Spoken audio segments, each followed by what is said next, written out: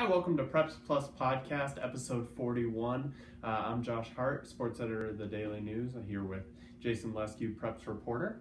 Yeah. We'll later have an interview with Kalama freshman pitcher Tommy Brandenburg. Last I heard, they were actually up in their game to clinch state earlier today. So we're recording this on Friday, probably be published Friday night, maybe Saturday morning, depending on technical difficulties as we've had in the past. Brandenburg was recently called the real deal by Wahkiakum coach Mark Niemeyer after nearly pulling off the upset against the state favorite Wahkiakum in the district semifinals. So interview with him later. First off, we'll talk about some rather not necessarily historic, but rather impressive postseason runs here as boys soccer and baseball started up. So we'll leave out softball this time, but that's just because they haven't started their postseason until Monday. First off, we'll talk about Woodland soccer. Jason, you were at their game last night against Columbia River. They lost 2-1 in the district title game, their first ever district title game in program history. Right. And against a team that had only allowed 5 goals up to that point. What did you see from the team? Well, I saw a 6-goal Columbia River allowed, and really it's funny because there's a video there. Woodland allowed 2 goals in the opening couple minutes. There's a video of one online, tdnpreps.com. They were pretty identical, and they were the funkiest, weirdest, strangest goals that you're never going to see, ever again. And with those 2 mistakes removed, Woodland wins the district title game against, a team I consider to be a state favorite. They're going to meet some legitimate challengers soon here when state opens, but you don't go on a run like that. Not just this year, but last year. Everybody else had a tough time scoring on them, and hey, so Woodland, I think that soccer program is for real, and it's filled with young guys who's Gage Pilot as a freshman scored the goal for the Beavers. They did really well on the attack. 10 more minutes where they didn't have to press so much at the end and force the ball downfield at a rate that probably wasn't favorable for their offense. If they had a couple more minutes or something, or hey, if one of those goals in the first couple minutes don't go in, then who knows what happens there. Yeah, what Woodland has done has been pretty impressive this season. Like you mentioned their youth. You have the Thrall kids who are just stellar players. You have a ton of club guys. I think last I heard there's like 9 club guys on the varsity team, and I believe there's some club guys even on the JV team. And that's saying a lot about what Brian Vogel has been able to do with this program. In 2009, they didn't even exist. There wasn't enough numbers for it. Paul Huddleston came into the school in 2010 and said, hey, we got to keep this going. I don't care if we have 10 guys and we have to play short every game. We have to keep this going. And I think they had 3 straight 0-16 years. What Brian Vogel has been able to do, obviously he's gonna take those talents to LCC as well. I don't know how much longer he'll be coaching the Woodland boys, but just to get him to this point, they went, I think, a streak of 7 games without allowing a goal on that, allowing 1 goal on that 7-game win streak, and that 1 goal was on a set piece. And then, of course, you have the 2 fluky ones. This is a team that can play defense really well since they moved Owen and Levi back into the defensive roles. They've been really strong, and if they can just get that attack going, find a goal here or there, you have to like their chances against a lot of teams because you have that midfield with the Thrall kids in there that is just so composed and so strong. And then Brendan Lamoureux up top he just has all that experience that you want out of your senior captain, and he knows I just got to put things on frame and hope something happens, and he's really good at doing that. So a really impressive run by Woodland. I expect them to win a game or 2 in the state playoffs. This has been a bit of a shock to last year. We thought might be kind of their breakout year. They lost, I think, 4 games in a penalty shootout in the league season and missed the playoffs. So this is kind of their coming out party, and I think to a shock to everyone outside of Woodland that they're this far, but I wouldn't expect to see them slow down now. Right. Another team you've watched a lot of this year, Jason, RA Long baseball. Yeah. Reaching the district title game. Like I said, we're recording this early Friday. They play in the district title game tonight against WF West. Mm-hmm. We don't know what happens yet. A WF West team with 3 Division I committed starting pitchers. Yeah. Or relief pitchers. You can slot them anyway, right? Yeah. So WF West strong team. What have you seen from RA Long to be able to, especially the last couple days? Yeah, right? The last couple days were really the last 2 games. They go down against Black Hills, claw back, then have to claw back against Centralia after allowing 3 runs in the opening inning, and it's like, and they were down till the 5th inning about I think both times, and against Black Hills went 10 innings, burned almost all their pitchers. Yeah. They had to use like everybody. So they come in against Centralia, a team that advanced further than Black Hills in the winner's bracket, and find this just total gem of an outing by a young kid named Tanner Allen. And when Allen came in, I'll admit, you just think, okay, you're coming it's in. It's like their 5th pitcher, right? He's not even. He's like their 7th pitcher. So when he comes in, it's just like you expect a steady decline in production, obviously. And, this kid blew everybody in that ballpark, especially Centralia coaches and players, on their butts. 3 innings of no-hit ball. Finally allowed a hit in the 4th inning. I'm sorry, I tweeted out the 3 innings, and literally maybe there's something to that, right? But you not allowing a hit until the 4th inning of your relief appearance. And by the way, this kid might have pitched 2 innings in the entire year. So it's a great sign for the program. If the guy can keep that up for the next couple seasons, he's just a sophomore. That's a big deal. That really is a big deal with the amount of seniors on that roster. I think the Lumberjack hitting ability has been well chronicled. Every team in the area knows that they can hit. They can hit for contact, hit for power, find the gaps, all that stuff. So, that them putting bat to ball, putting the ball in play is no surprise, I think, to anybody. But for me, Tanner Allen was a significant surprise. Yeah, I mean, I like the fight there. I mean, you go down against Black Hills, you think, okay, this is happening all over again. We come in as the favorites to districts, or at least a favorite to win the first game. And that first game is so important because then you don't have to face 3 loser-out games to make state. Mm-hmm. You get down, they kind of put that pass behind them. As we've talked about here before, is RA Long's done a really good job of that this year. Yeah. Of just, whatever happened past. This is a team with a lot of talent. But you have your number 2 on the mound, who could be the number 1 on most rosters, Alex Brady at Lower Columbia College commit, and he has an off day. And yet you still scrap and claw and fight and find a way to win that game. You have to use your ace to win in 10 innings, who throws 34 pitches. 34. Oh, just a tick over just a tick over the limit, so he can't pitch the next day. And when you have 2 pitchers like Brady and Vanderwerf, you can pretty much throw either one in game 1 and feel pretty confident. Yeah. And then use the next one for game 2.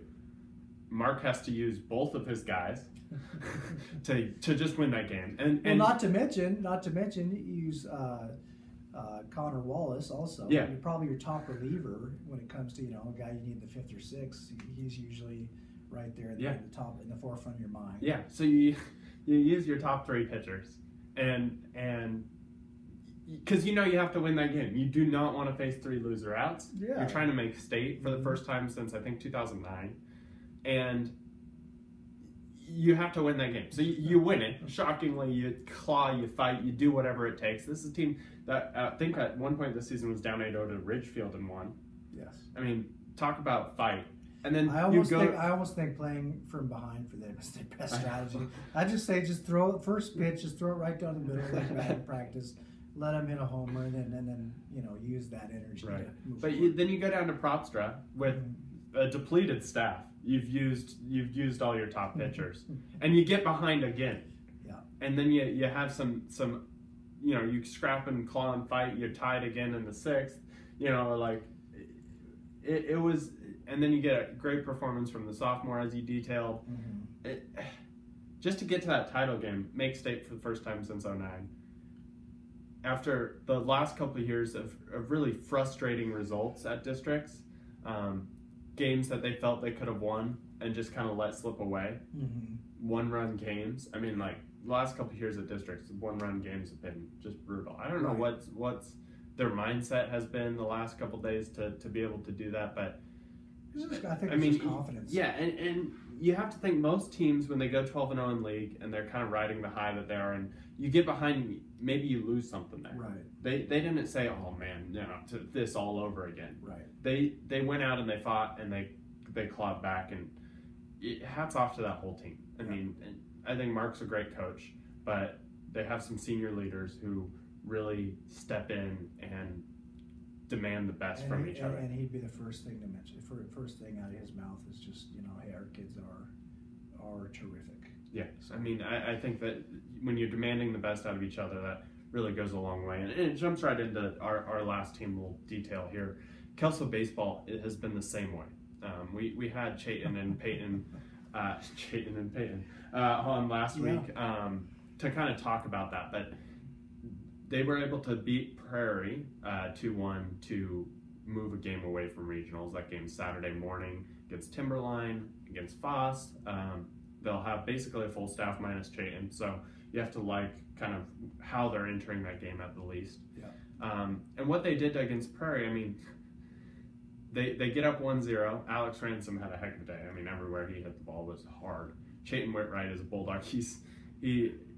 So he has this fluky inning in the 6th, right, where he allows the leadoff double on.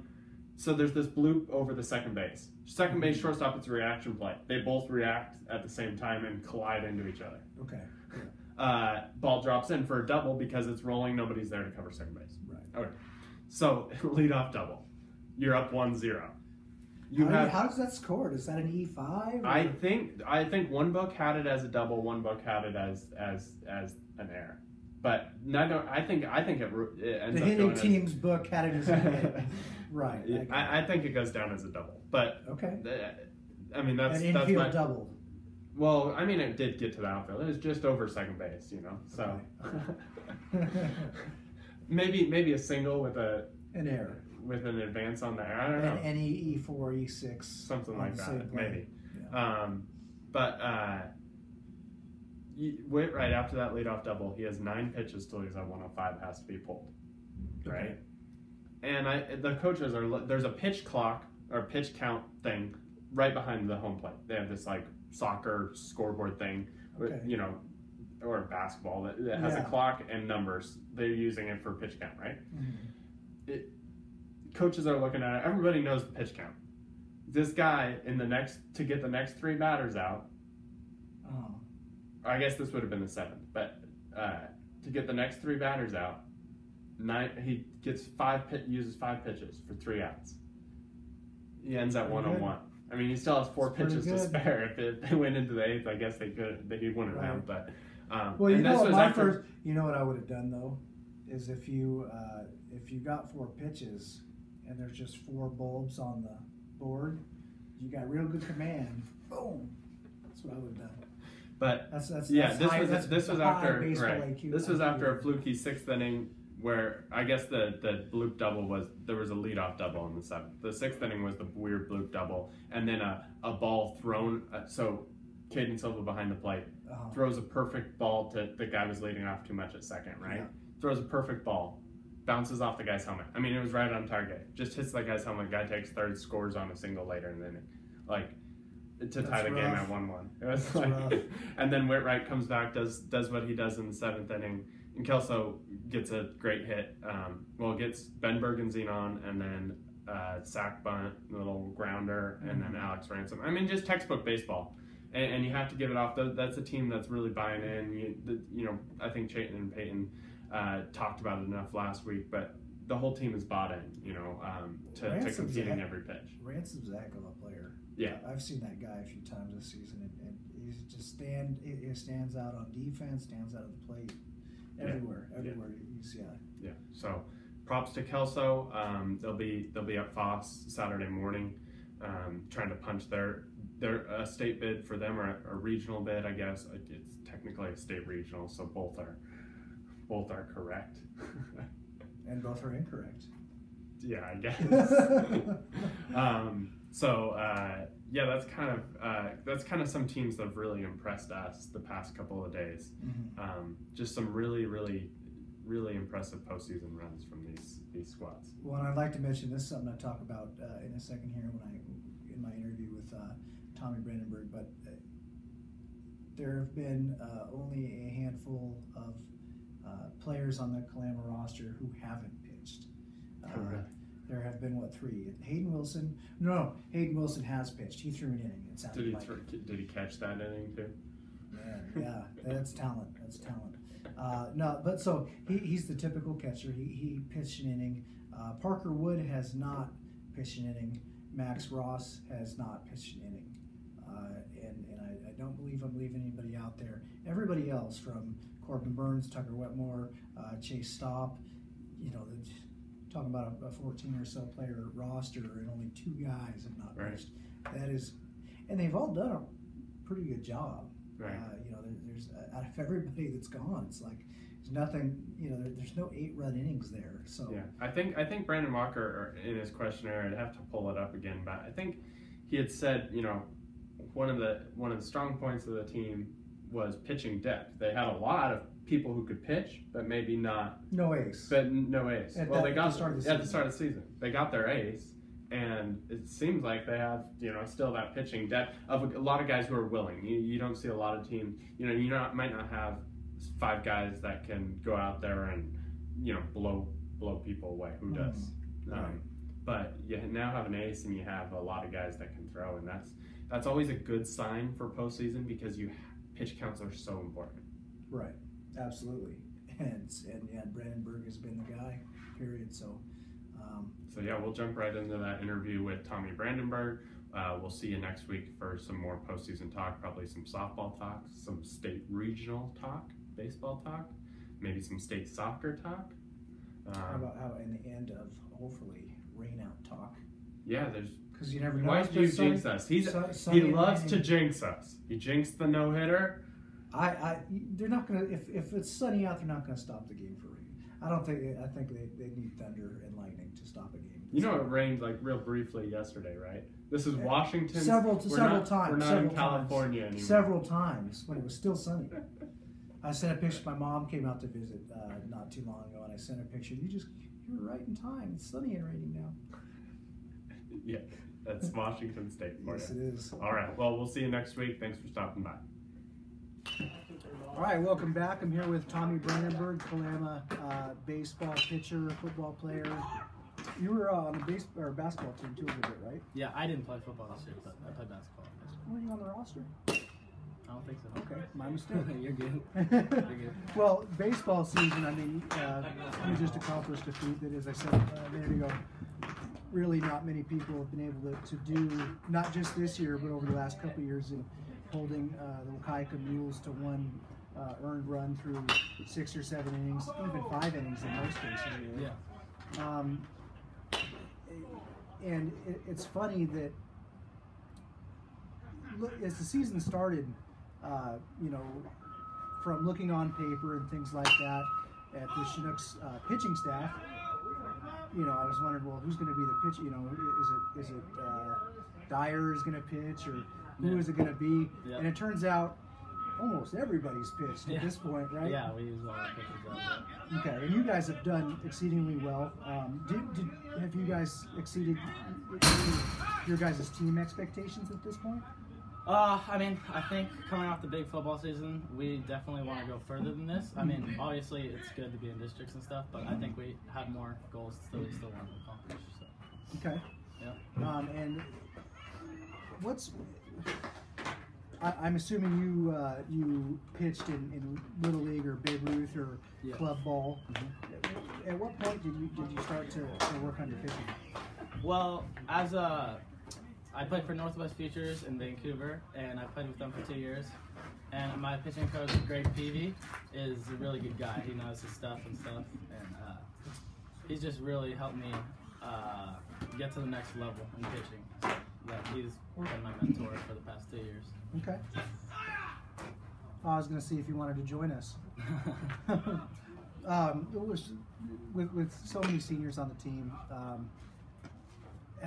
what's been the response from those guys, after you pitched, the type of outings like you did the other day? Yeah, I mean, they're great guys. They've welcomed me with open arms, and they love me, and I love them back, so it's been a great season. Okay. And have you developed a couple different pitches at this point, or are you just mostly working with the fastball? Yeah, so my main pitches are a four-seam fastball and a curveball. Those are definitely my primary pitches. And every once in a while, I work in a two-seam fastball that comes in. And I have a changeup that's still in progress, so I don't use it as much, but I'll get that there. Okay. All right. And would you say your fastball is your biggest strength? Yeah, I love my fastball. All right. What's its best aspect? Is it the velocity or movement or? Well, I mean, sometimes it just depends on the day. Like against the Meals, I had everything going. I could locate it, and I was throwing hard. So, but some days when you don't have velocity, you got to locate it really well, and that's how it goes. So. Okay. Have you felt like this season, and especially as a freshman? I mean, it's rare that a freshman takes a mound on a varsity squad in general, especially on a varsity squad that's performed as well as this team has. How much of a development have you felt from, the first game of the season to this point? Oh, we've definitely come a long way. I mean, the beginning of the season, we were kind of just a raw team. I mean, we had lots of athletes, and we hit the ball well, but the defense wasn't quite there. But these past maybe 6 or 7 games, we've really started to put it together, and our defense has been great, and we've really put together some good at bats at the plate. So it's been good. All right, and kind of as I mentioned earlier, it's astounding to see. I'm not sure if I got the most thorough look, but on paper it looked like the only 2 guys who hadn't pitched were Max Ross and Hayden Wilson, who obviously has to catch. So. Well, I think Hayden actually did pitch against when we played Toledo in the doubleheader, because that was a really long day. And okay, we ended up using him, yeah. But yeah, Max has. I think he's the only one that hasn't pitched. How?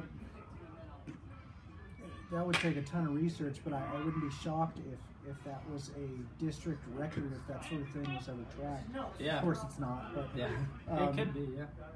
How? I mean, that's crazy to think about.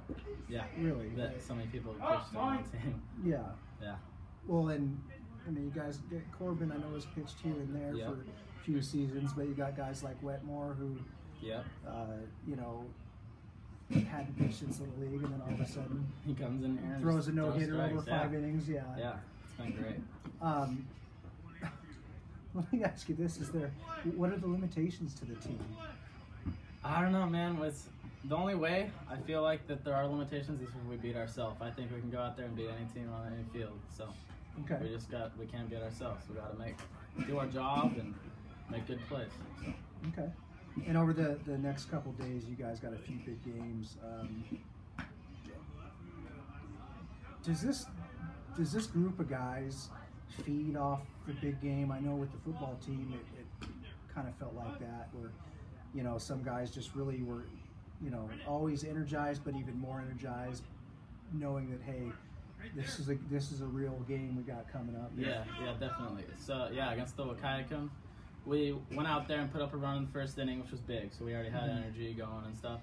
And then I went 1, 2, 3 in the first inning on the mound, and that really got us going. Everybody was pretty hyped, and we just had all the energy going. And then the 6th inning came around, and we just kind of.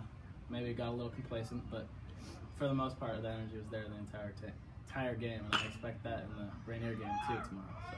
Okay.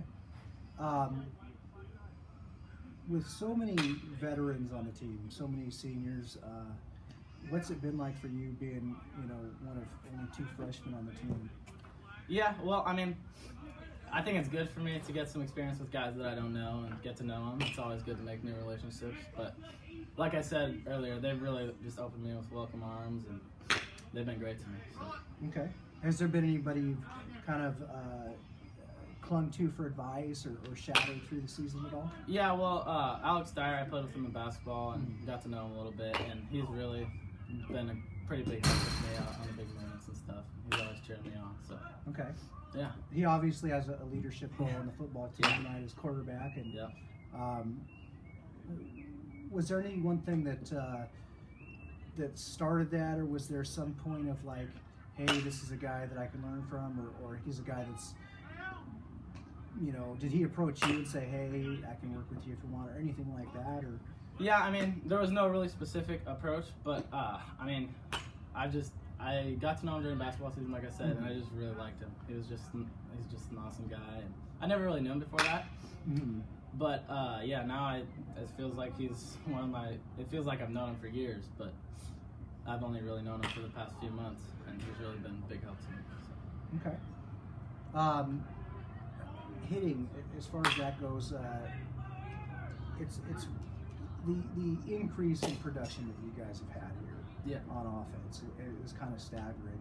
I think the average last year was like 4 to 5 runs a game or something like that, and this year it's been closer to I think 8. Yeah. Was that something that happened over a series of games, kind of as you said, where the team grew, or was that something that you saw, when the first week of practice when you guys were out there just taking VP? Well, yeah, I mean, baseball is a hard sport. I mean, you can't just come out there the first day of practice and start hitting really well. So, I mean, I think we learned a lot from our first couple games just with our approaches and stuff. And after that, we really just started to hit our groove. And so, yeah, I think it has been more of a build-up than just coming out here and hitting the ball. So. Okay.